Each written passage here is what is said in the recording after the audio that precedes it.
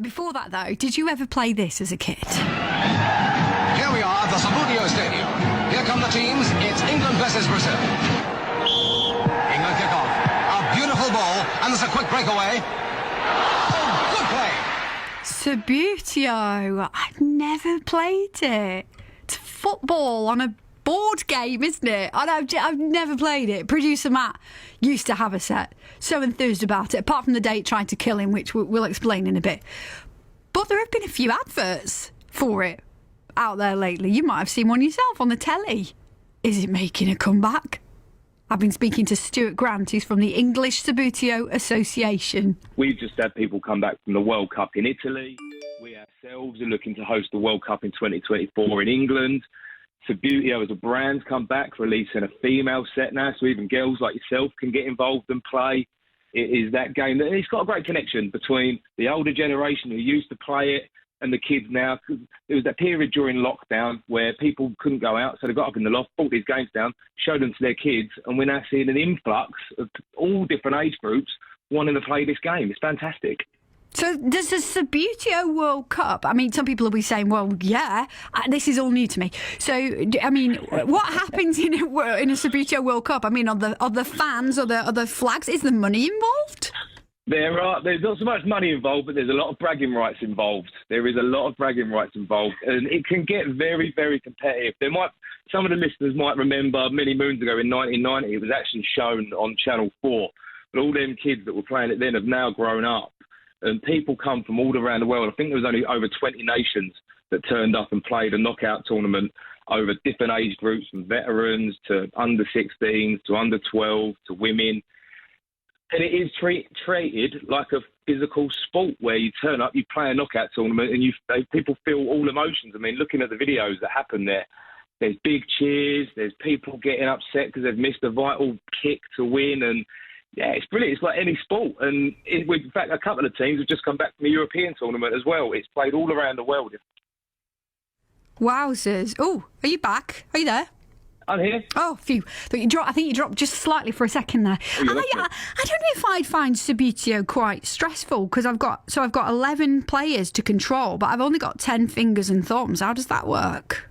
Well, you only need to use one finger and one player at a time, so you haven't got to worry too much about that. But all you've got to do is flick the one player onto the ball, and then you can then choose another player. It's like, the easiest way to describe it is like a cross between football, chess and snooker. You've got the geometry of snooker, the tactics of chess, but then the game of football is the basis behind it.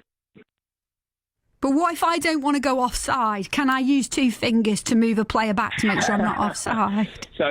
So just like football, there is an offside rule, and if anything, trying to explain it in Subbuteo is more complicated than trying to explain it to someone in football.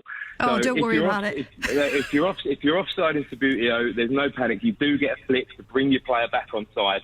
There's more than enough opportunities. You don't have to rush your game. You get more than enough time to take your flick. Okay. And I suppose the bonus with Subbuteo, I know apparently there were some posh sets where you can buy fans and everything and stuff, but at least you won't have like that programme that was on telly last night talking about the football riots in the 80s and stuff. I suppose you won't have any of that going on. It's more civilised, isn't it? It is a little bit more civilised than sort of real football, I suppose, yeah, but that's the beauty of Subbuteo as well. There's such a big community around it.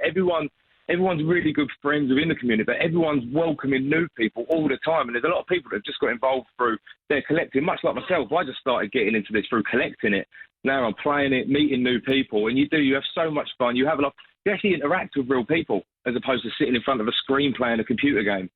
It's great. You can talk about football, and some of the stories we've had come from people that have come back into playing over the years where they've said it's helped with their mental health, it's actually got them out of the house.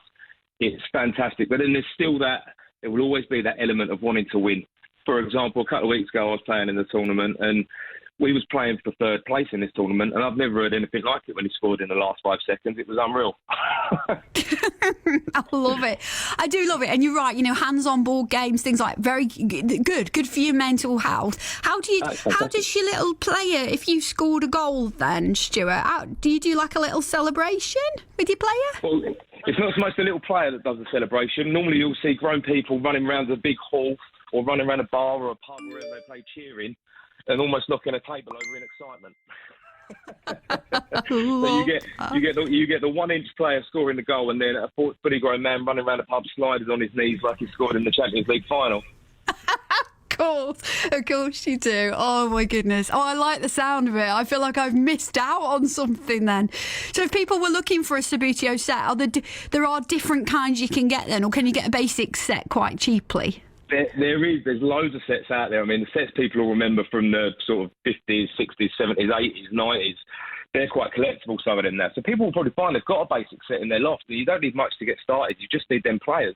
If you don't have a set, there's loads of bespoke websites that create new teams, so you can buy a modern Arsenal or a modern Stoke or anyone like that. But then there is this year, the beauty of Subbuteo is they've cottoned on to the new world of football now, and they've actually released the Lionesses set as well, so girls can get involved and not feel that they're alienated.